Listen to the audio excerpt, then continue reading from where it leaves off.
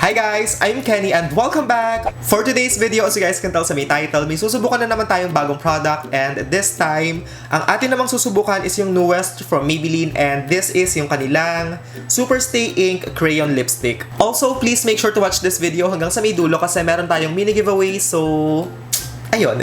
I hate doing intro, nakakaloka. But anyway, ayun nga. One lucky winner will receive lahat ng mga shades na susubukan natin sa may video na to. So, if you want to know kung paano sumali and kung paano mapanalunan to, make sure na panoorin nyo yung video natin hanggang sa may dulo. Okay, so mag-start tayo sa mga basic info about this product and it says here na yung presyo niya is 299 pesos each and available na siya right now online sa may LAZADA. 10 yung shades na available dito sa may product na to and according sa may packaging, it contains 1.2 grams and it is made in China. So aside from that, sabi din dito na yung manufacture date niya is 2019 and expiration is 2022 which means 3 years nyo pwedeng gamitin itong product na to after opening. So ayun lamang guys, wala nang ibang info na nakasulat dito kasi most of them nasa Japanese so hindi ko mabasa.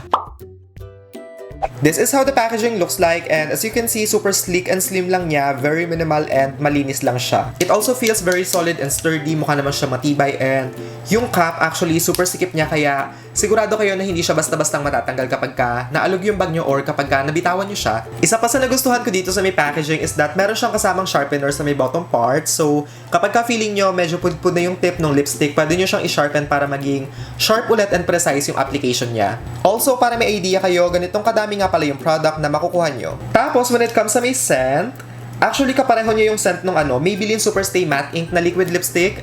Kaya kung love nyo yung scent nun, I'm very sure na magugustuhan nyo din yung scent nitong product na to.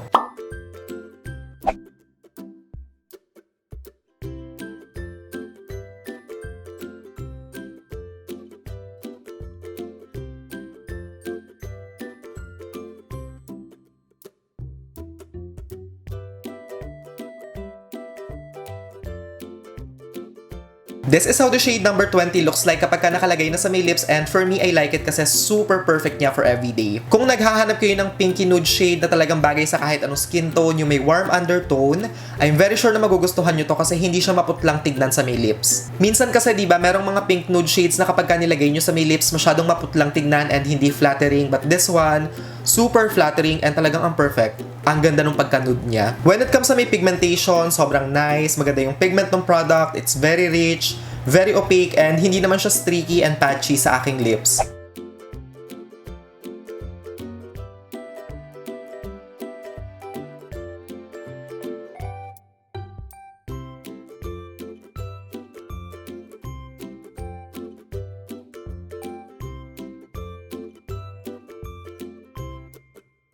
Ito namang shade na nasa aking lips ngayon is called 05 and for me, I like this one as well. Super ganda ng kulay na to, especially sa may personal kasi feeling ko dito sa may monitor ko, hindi siya masyadong nabibigyan ng justice. But when you look at it or pag nakita nyo siya sa may personal, nagpuputol-putol yung sinasabi ko. Anyway, ayun nga. For me, I like this one as well kasi parang siya, diba? Dark nude shade and ganun din, kagaya ng first color, bagay din sa kahit anong skin tone. When it comes sa may color payoff, actually wala akong masabing negative kasi maganda yung color payoff niya and talagang sobrang opaque kapag nilagay nyo sa may lips. It is very pigmented and what you see is what you get. I mean, kung ano yung kulay niya dito sa may bullet, ganun din siya kapag nilagay sa may lips. So yeah, overall para sa akin, etong shade 05, okay na okay siya.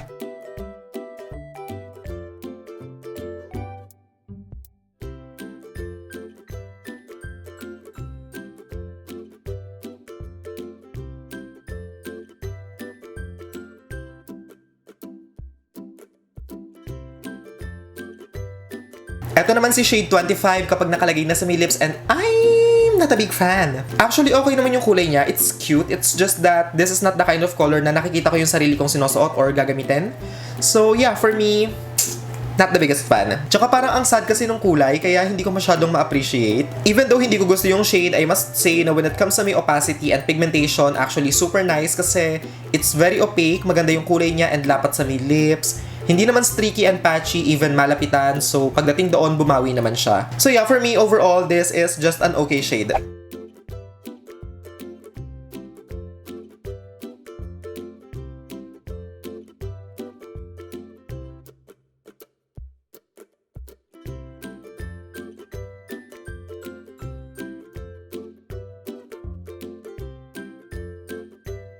Shade number 40 looks like this and actually super nice nung kulay niya. Kung naghahanap kayo ng red lipstick shade na sobrang bright, sobrang bold and talagang striking kapag ginamit nyo, I'm very sure na magugustuhan nyo itong shade na to. Actually, para sa akin, hindi ganito yung klase ng red shade na ginagamit ko kasi medyo nakaka-yellow siya ng ngipin, but of course, personal preference lang naman. So, if you like this type of red, then by all means, go ahead and bumili kayo kasi to be honest, maganda naman siya eh. Same sa mga naunang shade na sinubukan natin, actually very consistent, ganun din. Maganda yung pigmentation and formula, super nice sa may lips. As in guys, super intense and rich talaga yung pigment nitong lipstick na to.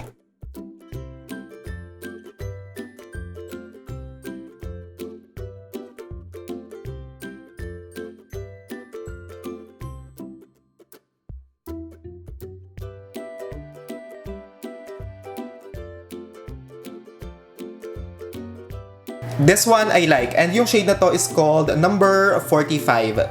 Very classic, very timeless, and talagang ano siya, true red shade.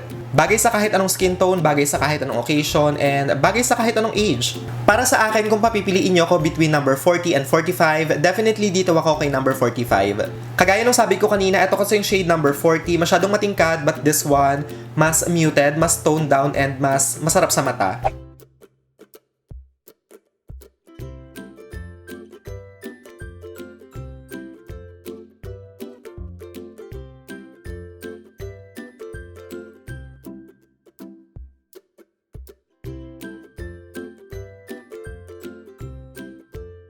This is on point. I love this shade. And by the way, eto nga pala si shade number 50. Nakalimutan ko sabihin. Super nice, I swear guys. Especially sa personal. And what's great about this color is that blue-based siya. Kaya kapag ka nagsasalita kayo or kaya kapag ka nakikita yung ngipin, hindi nagmumukhang yellowish yung teeth. It's perfect. Very classic din, very timeless, and ang sexy nung kulay. Very palaban and nakakadar na yung pagka-red niya.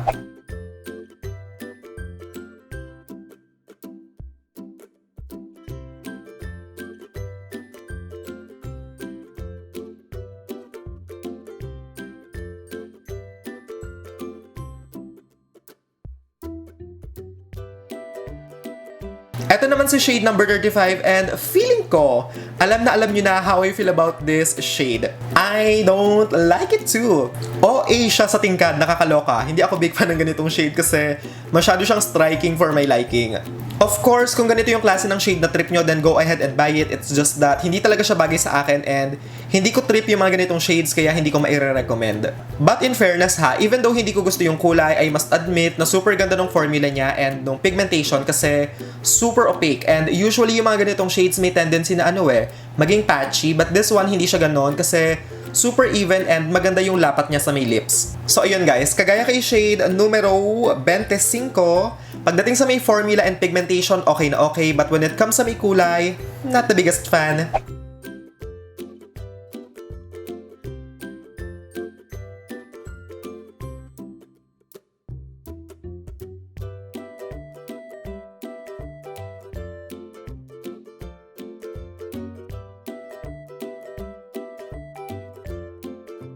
On my lips is shade number 55. As you guys can see, etong shade na to is a plum color and maganda sana yung kulay niya. Kaya lang, when it comes sa may formula, unfortunately, it is very patchy and streaky. Maganda sana yung kulay, kaya lang, ayun nga, when it comes sa may formula, medyo pumalpak. Because as you can see sa may lower lip ko, diba, medyo nagpipick through pa yung aking lips and hindi magandang tingnan. So yeah, for me, I feel like with this one, kailangan talaga i-layer nyo siya ng i-layer para maging sobrang opaque and pantay. Especially kapag ka dry yung lips nyo kasi medyo siya, nagkikling sa mga patches.